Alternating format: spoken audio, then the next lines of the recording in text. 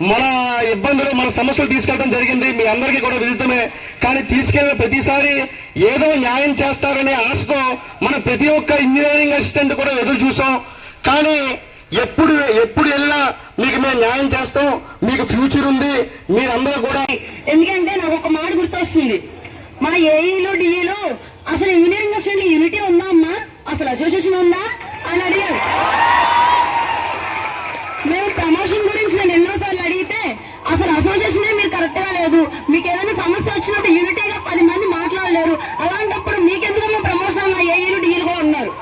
కానీ ఇప్పుడు అదే ఏఈలు డిఈలు మన ఈ యూనిటీని చూస్తే ఇంతమంది ఇంజనీరింగ్ అసిస్టెంట్స్ కి ఇంత ఒకే తాటి మీద ఎలా వచ్చారని వాళ్ళు ఖచ్చితంగా ఆశ్చర్యపోతారు. ఇక్కడికి మనం ప్రతి ఒక్కరు రావడానికి ముఖ్య కారణం ఏంటంటే ప్రమోషన్ ఛానల్. గ్రామ సచివాలయ వ్యవస్థలో ప్రమోషన్ ఛానల్ లేకుండా ఎవరైనా ఉన్నారంటే అది ఒక్క ఇంజనీరింగ్ అసిస్టెంట్ అనండి. ప్రతి ఒక్క నా తోటి ఉద్యోగులు ప్రతి ఒక్కరు కూడా అన్ని డిపార్ట్మెంట్లో ప్రతి ఒక్కరు కూడా ప్రమోషన్ ఛానల్ ఉంది. ప్రమోషన్స్ కూడా తీసేసుకొని మనకన్నా ముందుకు వెళ్ళిపోయారు. వాడికన్నా బెటర్ గా ఎంటెక్లు బీటెక్లు పిహెచ్డీలు కూడా చేసి ఇదే స్థాయిలో ఇక్కడే ఉండిపోయాం మనం. ఇది ఎంతవరకు న్యాయం? ప్రమోషన్ ఛానల్ లేకుండా రెగ్యులర్ గా మనం జీవో ఇచ్చి రిక్రూట్ చేయడమే ఫస్ట్ స్టెప్. గవర్నమెంట్ ఫస్ట్ ఒక ఇంజనీరింగ్ అసిస్టెంట్ కి ఇవ్వాల్సిన పే స్కేల్ ఇవ్వకుండా, మినిమం పే స్కేల్ ఇవ్వకుండా, ఒక ఇంజనీరింగ్ గ్రాడ్యుయేట్ కి ఇవ్వాల్సిన పే స్కేల్ ఇవ్వకుండా అందరితో పాటు ఒక పే స్కేల్ ఇవ్వడమే గవర్నమెంట్ చేసిన ఒక పెద్ద మిస్టేక్. కానీ గత ప్రభుత్వంలో చేసిన మిస్టేక్ ఈ ప్రభుత్వం చేయకూడదని ఈ ప్రభుత్వం ముందుగానే మన బాధల్ని మన కష్టాలని గుర్తించి మనకు ఒక ప్రమోషన్ ఛానల్ రావాలి. అది కూడా ఇంజనీరింగ్ అసిస్టెంట్ గ్రేడ్ 1 గా, అంటే అసిస్టెంట్ టెక్నికల్ ఆఫీసర్ కి ఈక్వల్ గ్రేడ్ తో మనకి ఒక పోస్ట్ క్రియేట్ చేయాలని చెప్పి మన గవర్నమెంట్ ఒక ప్రమోషన్ ఛానల్ అనేది వాళ్ళే ప్రతిపాదించారు, వాళ్ళే ప్రపోజ్ చేశారు. అయినా సరే మన పంచాయతీరాజ్ ఇంజనీరింగ్ ఏజెన్సీ వారు జాప్యం వలన వాళ్ళకి వీళ్ళకి ఇవ్వాల్సిన అవసరం ఏంటి, వీళ్ళకి ఇంకా కేటగిరీ 8 లో పోస్ట్ ఇవ్వాలి, వీళ్ళని తీసుకొచ్చి కేటగిరీ 4-5 పోస్ట్ ఇవ్వడం ఏంటి అని చెప్పి ఈఎన్సీ గారు కేవలం ఈఎన్సీ గారు జాప్యం వల్లనే ఇప్పుడు మన ఇంజనీరింగ్ అసిస్టెంట్లు భవిష్యత్తు అంధకారంలో అగమ్య గోచరంగా మన భవిష్యత్తు ఏంటో తెలియకుండా ప్రశ్నార్థకంగా ఇక్కడ నిలబడిపోయాం. కేవలం మన ఇంజనీరింగ్ అసిస్టెంట్ కి ఇంత అన్యాయం, ఇంతటి అన్యాయం ఎందుకు జరగాలి? ప్రతి ఇంజనీరింగ్ అసిస్టెంట్ కూడా ఏఈలుగా ఇన్ఛార్జ్గా చేయడానికి పనికి వస్తారు, ఏఈలుగా మండలి లెవెల్గా షోకాసులు తీసుకుంటా పనికి వస్తారు, సస్పెన్షన్లు తీసుకుంటా పనికి వస్తారు. కానీ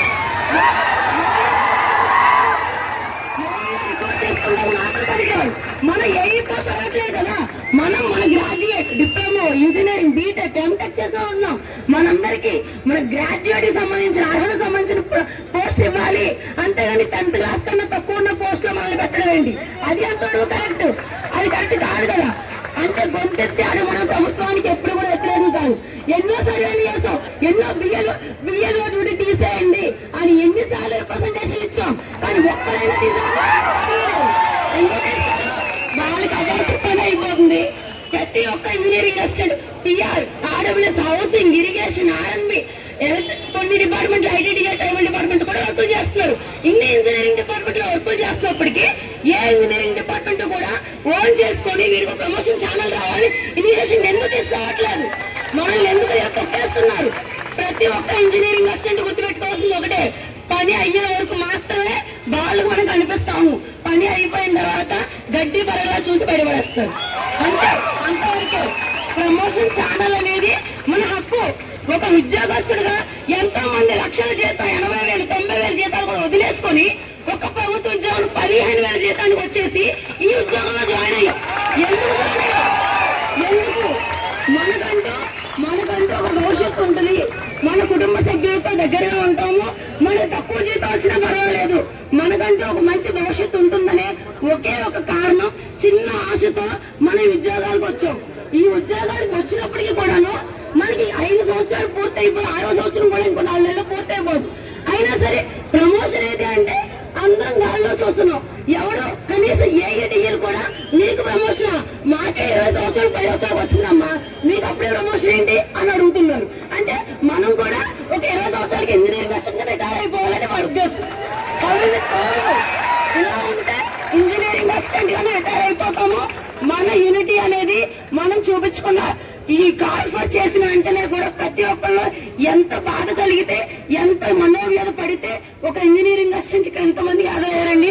ఇంజనీరింగ్ అసిస్టెంట్ ఎంత బాధపడితే ఇక్కడికి వచ్చాం మనం, ఎన్ని కష్టాలు పడితే వచ్చాం మనం, ఎన్ని కష్టాలు పడ్డాం. మన ఇంజనీరింగ్ అసిస్టెంట్ లో సస్పెన్షన్ తీసుకొని పాపం ఎంతో మంది కేవలం ఓరల్ ఇన్స్ట్రక్షన్స్ ఇచ్చి ఇలా చెయ్యండి అని చెప్తే ఆ డిపార్ట్మెంట్ లో ఎటువంటి జీవోలు లేకుండా ఓరల్ ఇన్స్ట్రక్షన్స్ ద్వారా మనం పనులు చేసి ఏదైనా సమస్యలు ప్రాబ్లమ్స్ వచ్చేటప్పటికి ఇంజనీరింగ్ అసిస్టెంట్ అండి ప్రాబ్లం చేసింది, వాడికి సస్పెన్షన్ లెటర్. మరి ఏఐడిఎల్ ఏం చేశారు? వాళ్ళు కాదా చేసింది? ప్రతి ఒక్కరికి రెస్పాన్సిబిలిటీ ఉంటుంది. మనం చేసే ప్రతి దాంట్లోనూ మన పాత్ర ఎంత ఉంటుందో దానికి రెండింతలు ఏఐడిఎల్ రిప్రజెంటేషన్ కూడా ఉంటుంది.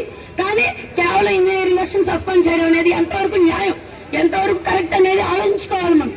సో ప్రతి ఒక్కరు కూడా ఆర్డబ్ల్యూఎస్ డిపార్ట్మెంట్, ప్రతి ఒక్క అన్ని రకాల డిపార్ట్మెంట్లు ఇంజనీరింగ్ అసిస్టెంట్ మాకు కావాలి, ఆర్ఎంబీ డిపార్ట్మెంట్ మాకు కావాలి, మాకు ఇవ్వండి, మాకు రిక్వైర్మెంట్ ఉంది అని అడిగి వాళ్ళు ముందుకు వచ్చి వాళ్ళు అడుగుతుంటే మన పాత శాఖ నుండి పంచాయతీరాజ్ ఇంజనీరింగ్ శాఖ మాత్రం ఏమి నిమ్మకు నీరెత్తినట్టు అలా కూర్చొని మేము ఇవ్వము, వాళ్ళకి ప్రమోషన్ ఇవ్వము, వాళ్ళు 10th క్లాస్ కింద పెడతాం. ఇది ఎంతవరకు కరెక్ట్?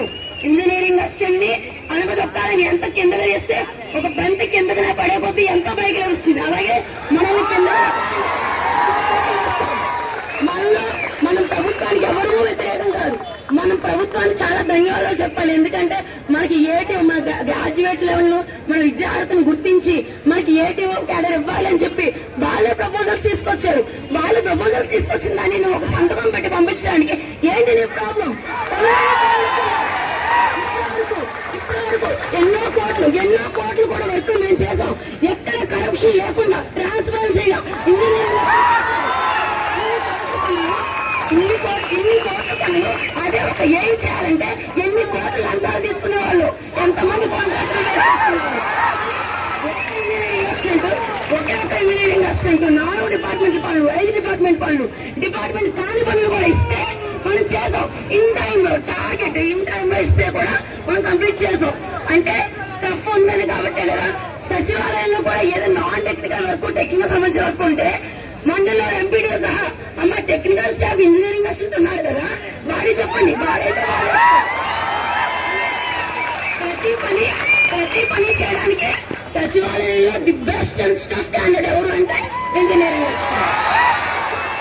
ఇంజనీరింగ్ అసిస్టెంట్ అన్ని పనులు చేయడానికి అర్హుడు. ఏఈ చేయొచ్చు, డిఈ చేయొచ్చు, కానీ ఒక ప్రమోషన్ ఛానల్ ఇవ్వడానికి మాత్రం అనర్హుడు. ఎంత న్యాయం, ఎంతటి అన్యాయం! ఇంతటి తీరని అన్యాయం చేస్తే ఇంకెంతకాలం మనం అనదొక్కుతారు వీళ్ళు. మనం ఎక్కడి నుంచి ప్రతి ఒక్కరు కూడా ఆధారంగా చేసి ఇన్ఛార్జీలు ఎవరైతే ఉన్నారో ఇక్కడ వెళ్ళి రేపటితో అందరూ కూడా ఎగ్జిగ్నేషన్ లెటర్స్ ఇవ్వాల్సిందే.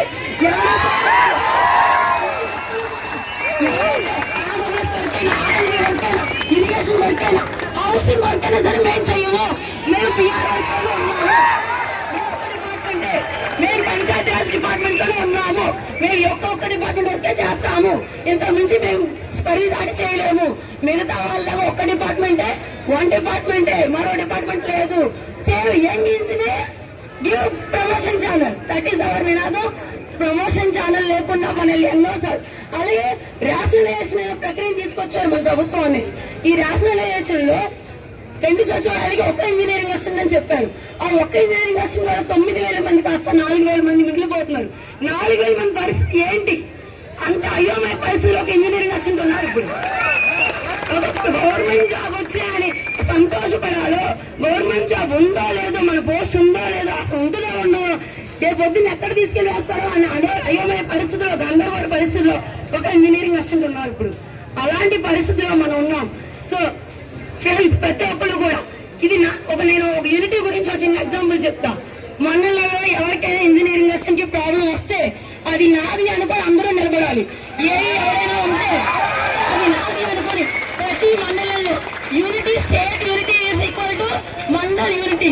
1 ఇంజనీరింగ్ యూనిటీ ఈక్వల్ టు మండల్లో ఎప్పుడైతే యూనిటీ స్ట్రెంత్ బాగుంటుందో అప్పుడే స్టేట్ యూనిటీ బాగుంటుంది. సో ఎవరిది వాడిపోతే నాకేంటని ఎవరు అనుకోవద్దు. రేపు పొద్దున వాడికి వచ్చిన సమస్య నీకు రాకుండా ఉండదు, వాడిపోయినప్పుడు నువ్వు పోకుండా ఉండదు. కాబట్టి ఎవరికైనా ప్రాబ్లం వచ్చినప్పుడు ఎవరు కూడా నాది అన్నది కాదు, ఇది మనది అన్న పాయింట్ ఆఫ్ వ్యూ వెళ్ళండి. అలా వెళ్తేనే మన ఇంజనీరింగ్ అసిస్టెంట్ లైఫ్ అనేది బాగుంటుంది. We have so many future, we have very best future. ఎంతో లైఫ్ ఉంది, 20-30 years ఆఫ్ సర్వీస్ ఉంది. ఆ సర్వీస్ వెళ్ళాలంటే మంచిగా వెళ్ళాలి అంటే మనం మొదటి రోజుల్లో ఎన్నో ముందు కొమ్మ దారులు ఉంటాయి. ఆ దారిలో ఎన్నో బాధలు పడతాం. అయినా సరే ముందు పూలబాట ఉందని ఒకే ఒక ఆశతో కోరికతో ముందుకు వెళ్ళాలి. ఆ బాటలో ప్రతి ఒక్కరు కలిసి చేయి కలుపుకొని ఒకరి బాధ నువ్వు నేనుంటే నేనున్నాయని భుజం పడుతూ ముందుకు వెళ్ళాలని నేను కోరుకుంటున్నాను. ఇంజనీరింగ్ అసిస్టెంట్స్ అందరికీ కూడా ప్రతి ఒక్కరు కూడా ఈ స్ట్రెంత్ ని, ఈ మోటోని, ఈ స్టెప్ ని కూడా ఎక్కడ వదలదు. ఎప్పుడు కాల్ఫర్ చేసినా ఎక్కడికి రావాలన్నా బై ఓన్ అయినా సరే రావాలి అన్న కసితోనే రండి. ఖచ్చితంగా మనం అనుకుని సాధిస్తాం. ఒక ప్రమోషన్ కాదు, ప్రమోషన్ డిక్లేర్ చేసినప్పుడు ఒక చిన్న ఎగ్జాంపుల్, మనకి ప్రమోషన్ డిక్లేర్ చేయడానికి 9 months డిలే చేస్తే సచివాలయం ఉన్న ప్రతి ఉద్యోగి రోడ్డు మీదకి వచ్చి ఒకే ఒక్క రోజు బయటకు వచ్చేటప్పటికి ఆటోమేటిక్ గా సచివాలయం గవర్నమెంట్ దిగి వచ్చి ప్రొఫెషన్ డిక్లేర్ చేస్తుంది. అవునా కదా?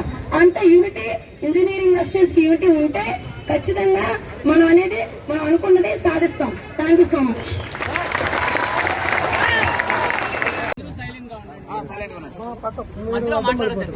సార్ ముందుగా అందరికీ నమస్కారము.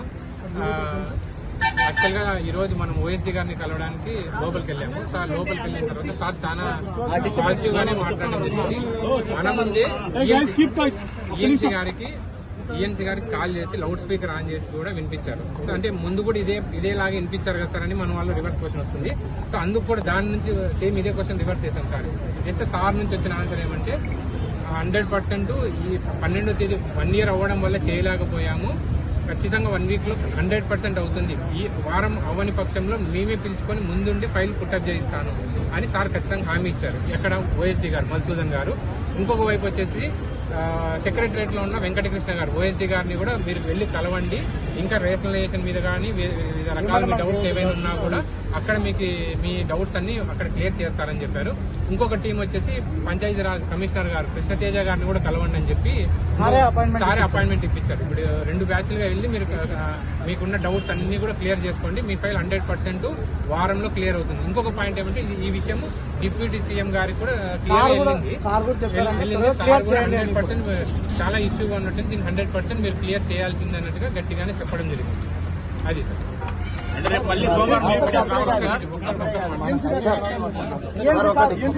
లాస్ట్ టైం ఇట్లా 12th డెడ్ లైన్ మేము కన్వే చేస్తాం. మాట ఏదైతే మనం మీరు మాట్లాడుకున్నామో అదే మాట సార్. 12th అని డెడ్ లైన్ ఇచ్చారు కదా. 12th అని డెడ్ లైన్ ఇచ్చిన తర్వాత మాకు ప్రెసిడెంట్ గారు షణ్ముఖ్ గారు వెళ్ళిన తర్వాత ఈఎన్సీ గారి దగ్గరికి సార్ ఇట్లా మీరు 12th మా ఫైల్ మూవ్ చేస్తామన్నారు, బట్ మీరు ఇప్పుడు మూవ్ చేయలేదు, మేమందరూ కూడా ఈ విధంగా ఆందోళన చెందుతున్నామంటే సరిగ్గా రెస్పాన్స్ రాలేదు సార్. మాకు చేస్తానులే ఇంకా టైం ఉంది, నేను 12th ఎప్పుడు చెప్పినా నెగ్లిజెన్స్ గా మాట్లాడినారు సార్.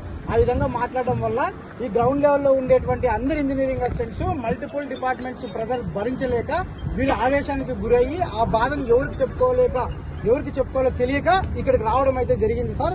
మాకు సారే దిక్కు, సారే మాకు చేయాలని చెప్పేసి మేము అడగడం జరిగింది. సార్ ఏమన్నానంటే 12th అంటే వెంటనే ఫోన్ చేసి అడిగితే కొన్ని కారణాల వల్ల ఏదైతే ప్రభుత్వం వచ్చి 1 year కంప్లీట్ అయింది, ఆ ప్రోగ్రామ్స్ ఉండడం వల్ల కొన్ని మేము డిలే చేయడం అయితే జరిగింది సార్. ఖచ్చితంగా 1 week లో ఫైల్ అయితే రెడీ అయిపోయింది. 1 week లో మీకు పెడతామన్నారు. మేము సార్ ఏమన్నామంటే సార్ మేము ఇవన్నీ నమ్మము, మళ్ళా కూడా సార్ మొన్న ఇదే చెప్తున్నారు. మేము ఈ మన స్టేట్ షణ్ముఖ్ గారు అయితే ఒక 20 సార్లు కలిసినారు సార్, 20-30 సార్లు పైన కలిసినారు.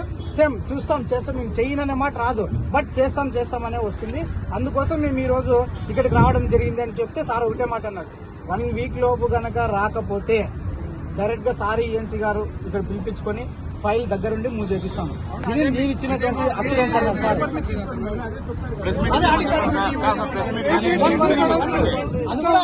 అడిగాం సారే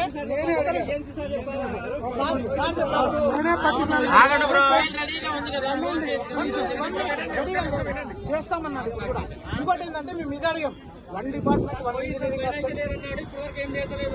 1 ఇంజనీరింగ్ 1 డిపార్ట్మెంట్